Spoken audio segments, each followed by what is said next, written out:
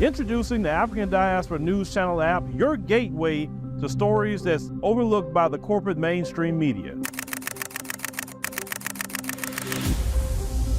At African Diaspora News Channel, we cover stories that don't receive mainstream attention, and we serve as the voice to the global Black community.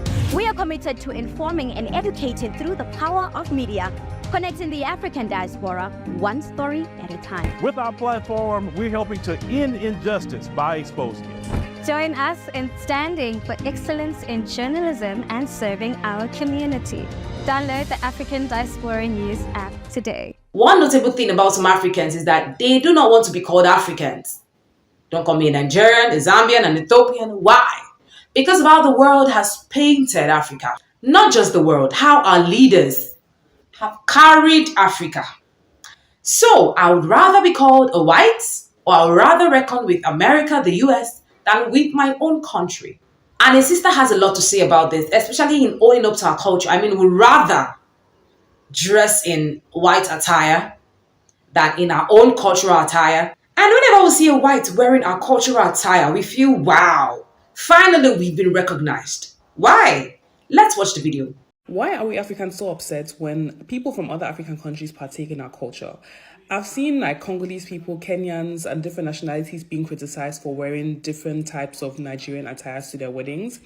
And even though I understand that they could have very well just used the cultural garments from their cultures, why does it bother us so much? So when we see a white person speaking Chi, we see a white person speaking Yoruba, we see a white person speaking Pidgin, we hype them up, we're so happy. We see them in our garments, we're so happy.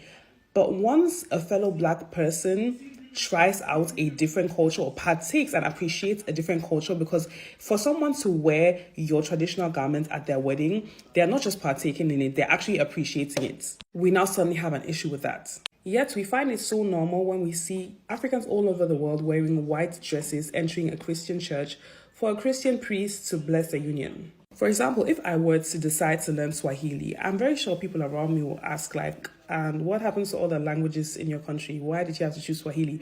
Or if I decided to give my future child, a name that is not from my tribe, from a different tribe, I'm sure some family members will be like, that's very strange. We don't do that over here. But see those same people giving their children English names, French names, giving them Spanish names, Portuguese names.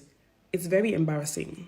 I rather see someone that is Kenyan, fully dressed in Nigerian designers, wearing South African designers, and speaking and learning different African languages than for them to be upholding the structures of white supremacy. Like, please. So really and truly allow people to enjoy other Africans.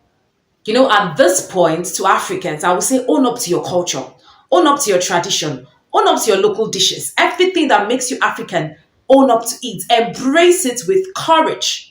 Embrace it with love.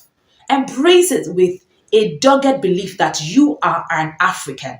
And there is nothing that can be done about it. Because some of those people actually want to be Africans. You don't understand. We have diverse culture, traditions, attires. Let's not even talk about food, delicacies. Come on, Africa is blessed. But sometimes we Africans, we do not reckon with it.